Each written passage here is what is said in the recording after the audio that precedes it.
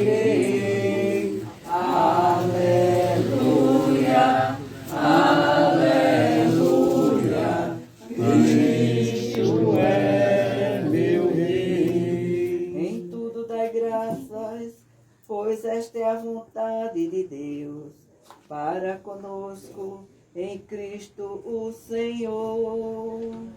Aleluia, aleluia, a minha alma abrirei.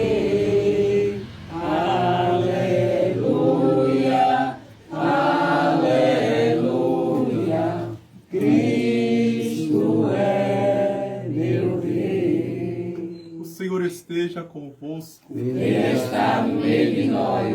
Proclamação do Evangelho de Jesus Cristo segundo Lucas. Glória a vós, Senhor. Aconteceu que, caminhando para Jerusalém, Jesus passava entre a Samaria e a Galileia. Quando estava para entrar no povoado, 10 leprosos vieram ao seu encontro, pararam à distância e gritaram: Jesus, mestre, tem compaixão de nós. Ao vê-los, Jesus disse: Ide apresentar-vos aos sacerdotes. Enquanto caminhavam, aconteceu que ficaram curados.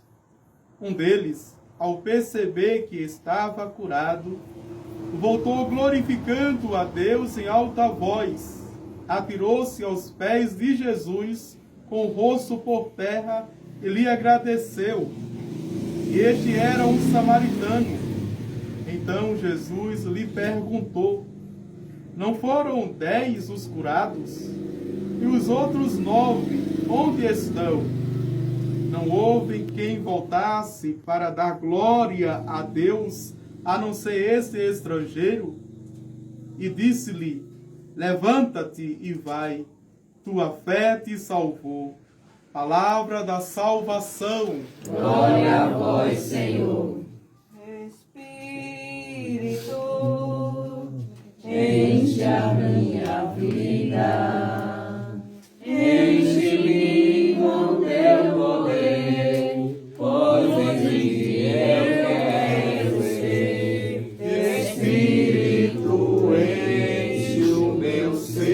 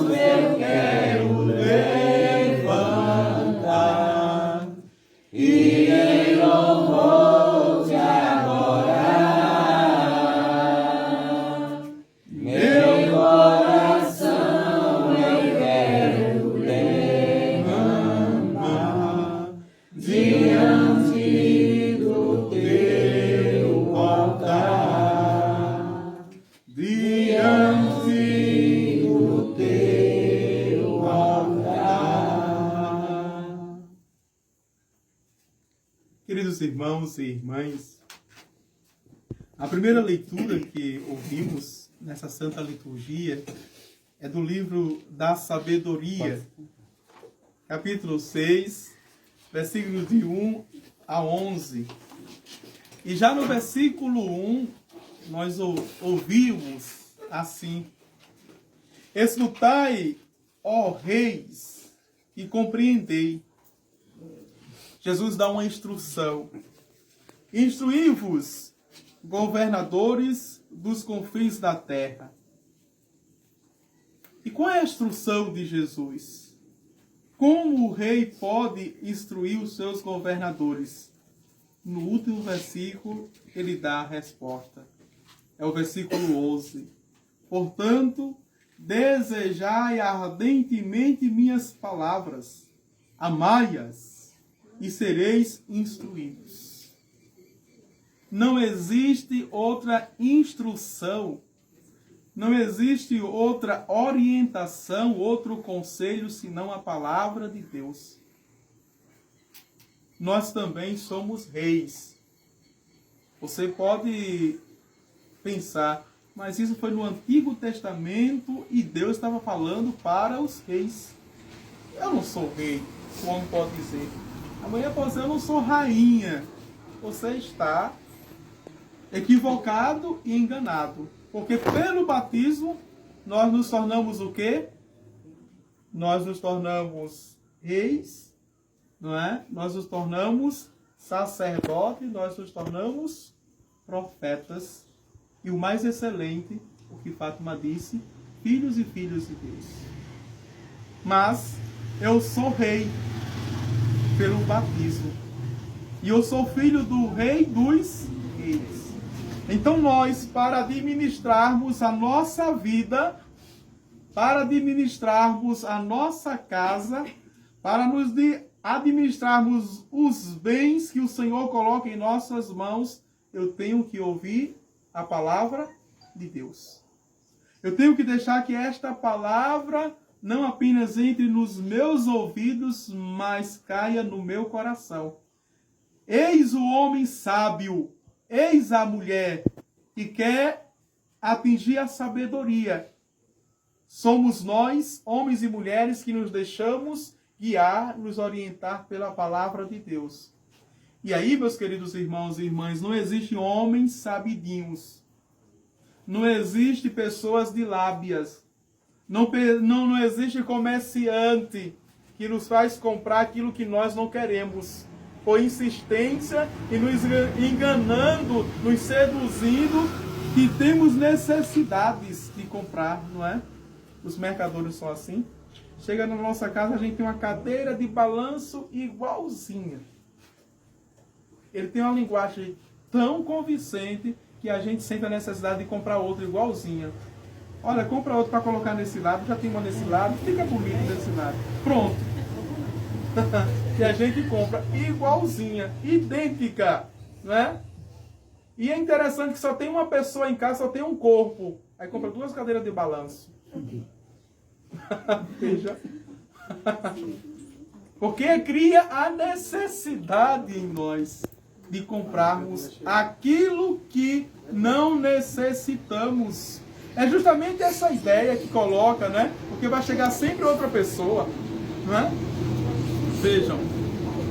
Mas quem é instruído pela palavra de Deus não se deixa enganar pelos espertos, seduzir pelos espertos, porque a palavra de Deus é a verdade.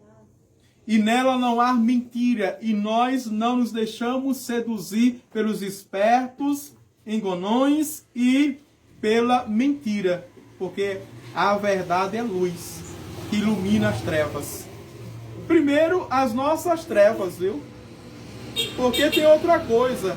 Quando eu escuto a palavra de Deus, e a palavra de Deus é forte, impactante, logo eu penso, eu sou tentado, e tentação é só do diabo.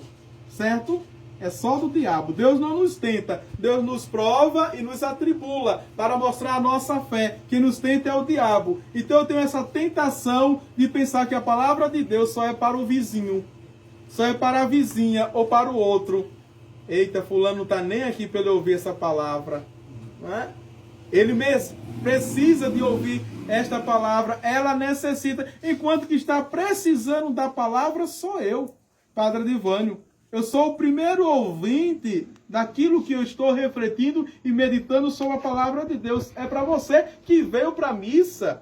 Você não é alto-falante nem trouxe, não é, uma mala para levar cheia e dizer, olha aqui para você, receba este presente ou esse torpedo com sucesso que sofre menos. Não é assim. Eu recebo a palavra e deixo que a palavra mova e remova aquilo que precisa causar na minha vida, aquilo que precisa mudar na minha vida, aquilo que precisa ser deslocado, porque às vezes dentro de nós existem coisas certas, agora em lugares errados. E é o Espírito Santo que vai movendo e removendo e colocando tudo no lugar certo. Não tem casa assim, não é? As pessoas têm tudo na casa, mas não tem bom gosto. Coloca as coisas no lugar errado, né? Aí fica desarmônico, fica desestruturado, não tem bom gosto. Tem tudo, mas não sabe colocar em harmonia. Veja? E tem pessoas que às vezes não tem nada, mas tudo é harmônico. E quando as coisas são desarmônicas, a gente entra na casa, aí quando diz o clima está pesado. Não, nada o clima está pesado, não tem nada. É porque na desorganização a gente fica confuso, a gente fica embaralhado. E quando a gente não entra num ambiente, que o ambiente está harmônico, a gente se sente leve. E bem acolhido só entrar no ambiente. Então a coisa não é porque eu tenho muito ou tenho pouco. A coisa é justamente quando está estruturada, está organizada. E às vezes a gente tenta organizar fora ou como está organizado dentro da gente. A gente tende a repetir nas ações da gente como a gente está interiormente. Se a gente está bagunçado interiormente, a gente bagunça o que está, não é, no exterior. Vejam, olhe para um adolescente.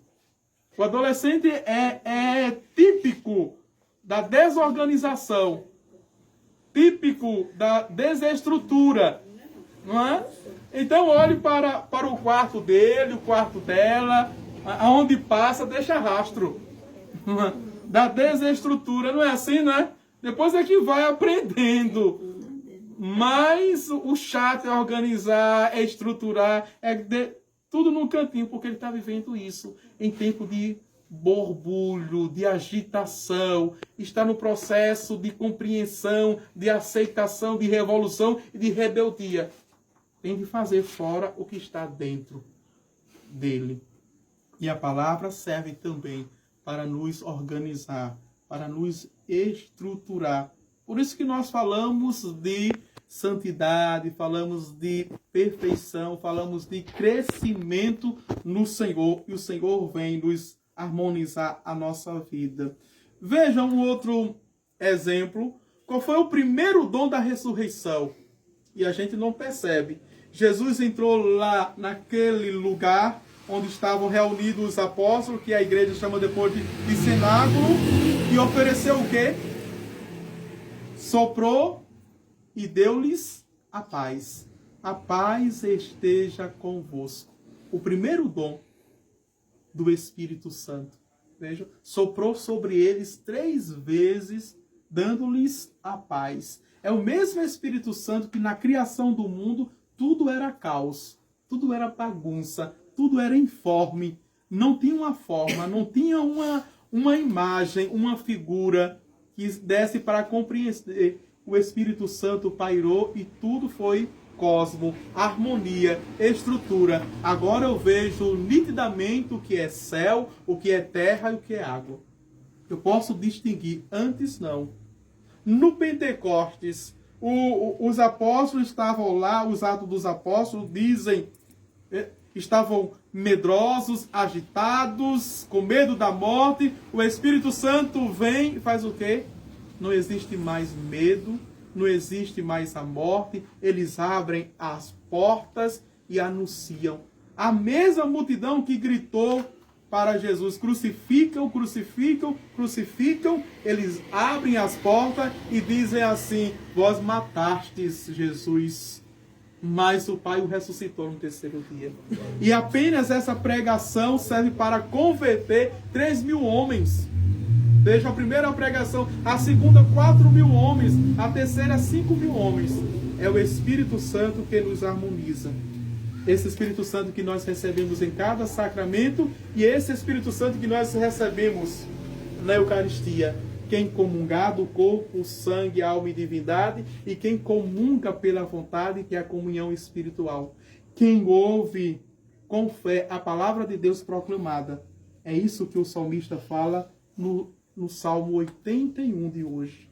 Levantai-vos, ó Senhor, julgai a terra. Levantai, ó Senhor, sobre mim, sobre os homens que estão condenados à morte, que é sobre nós. Mas para quê? Para nos julgar, para ressuscitarmos com Cristo. E o apóstolo Paulo diz: se morrermos com Cristo, ressuscitaremos com Ele. Santa Luzia não teve medo de perder os olhos. Não teve medo de perder um dos sentidos, um dos membros. Não teve medo de perder a própria vida no seu martírio, para que a fé chegasse até nós. Cada um de nós que nos levantamos para proclamar esta palavra de Deus com autenticidade, com eficácia e ousadia, dizemos também: levantai-vos, ó Senhor, e vinde logo, apressai-vos julgar a terra inteira. Meus queridos irmãos e irmãs, no Evangelho, nós vemos algo extraordinário no Evangelho.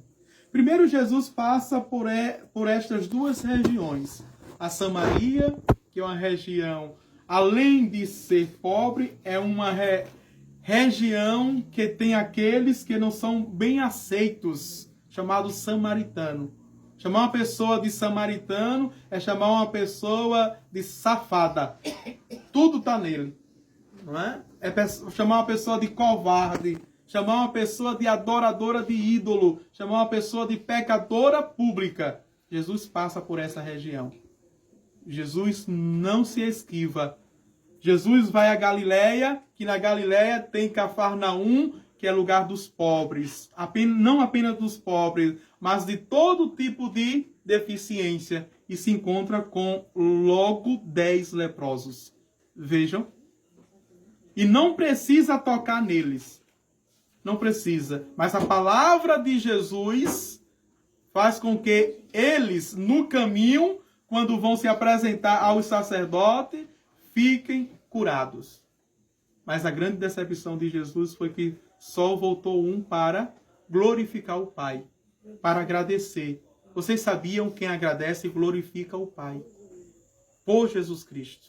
É isso que nós, o dia todo, deveríamos fazer. Uma graça recebida, um milagre que nós vemos, que tocamos, glorificamos ao Pai por seu Filho Jesus Cristo. Isso é um culto agradável a Deus, viu? Isso é um canto de louvor, mesmo sem cantarmos, agradável a Deus. Porque Deus vê que seu Filho cumpriu a missão dada por Ele, que levou à risca a missão que Ele nos deu. E Deus deu na eternidade. Não pense que a missão de Jesus foi vir e passar apenas 33 anos e, nos últimos 3 anos, fazer o que Ele fez. Curar, libertar, ressuscitar, vejo fazer milagre, andar sobre as águas, multiplicar pães e peixes e morrer. E terminou a missão de Jesus. E a igreja? O que é que a igreja faz?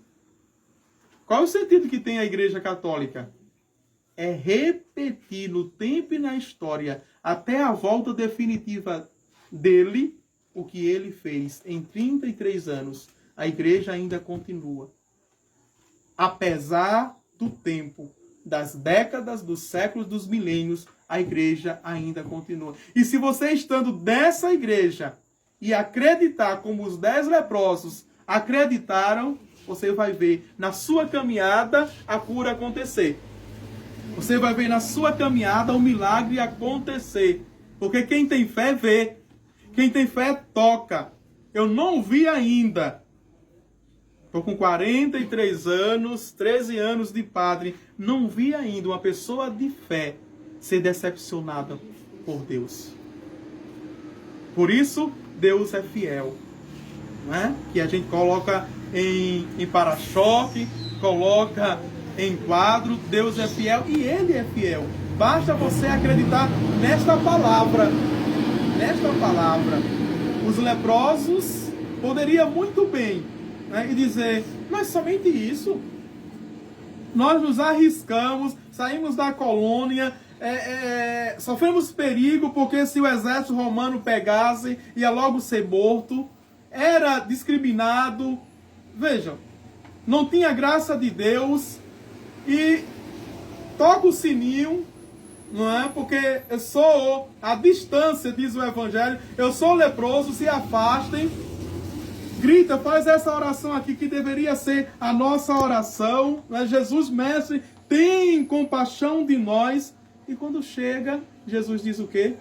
Vai te apresentar aos sacerdotes. Parece que ser tão indiferente, uma pessoa que não tem fé, poderia não acreditar e não receber a graça de Deus. Mas os 10 leprosos tinham fé. Primeira coisa. Né? E foram obedientes. Foram se apresentar ao sacerdote. Mas vejam como termina o texto de hoje. Para terminar a homilia, levanta-te e vai, tua fé te salvou. Jesus diz claramente hoje que o milagre que ele põe nas nossas mãos, no nosso coração, diante dos nossos olhos, não é apenas para a nossa cura, é para a nossa salvação. E quem agradecer a Deus verá a salvação. Quem agradece a Deus. Os outros 9 não tiveram a salvação, viu? Mas apenas um que agradeceu. E agradecer é voltar o coração para Deus. Quando nós voltamos o coração para Deus, nós somos salvos. Apesar das dificuldades, apesar dos problemas, apesar do tempo ruim na nossa vida, mas a nossa certeza e convicção é que somos salvos. Em última análise, meus queridos irmãos e irmãs, não é isso que nós buscamos, queremos? Quem busca a cura pela cura é pouco demais, viu? Quem busca o milagre pelo milagre é pouco demais. Eu prefiro não ser curado, eu prefiro não ver milagre, eu prefiro não ver os prodígios de Deus, mas ter a certeza que no fim, ou com a morte, com a minha morte, eu serei salvo. Eu estarei na glória de Deus. Não existe milagre maior do que essa certeza, do que esta convicção. Então vale a pena aguentar. Eu não sei o que você está passando. Eu não sei as suas vontades, no plural, de desistir, de abandonar o barco, mas vale a pena continuar, permanecer. Aqueles que perseverarem até o fim, estes serão salvos. E não sou eu que estou dizendo a vocês, não. Estou repetindo o que Jesus disse. O grande profeta dos profetas, o Filho de Deus, o nosso Salvador. Louvado seja o nosso Senhor Jesus Cristo. Para sempre seja louvado.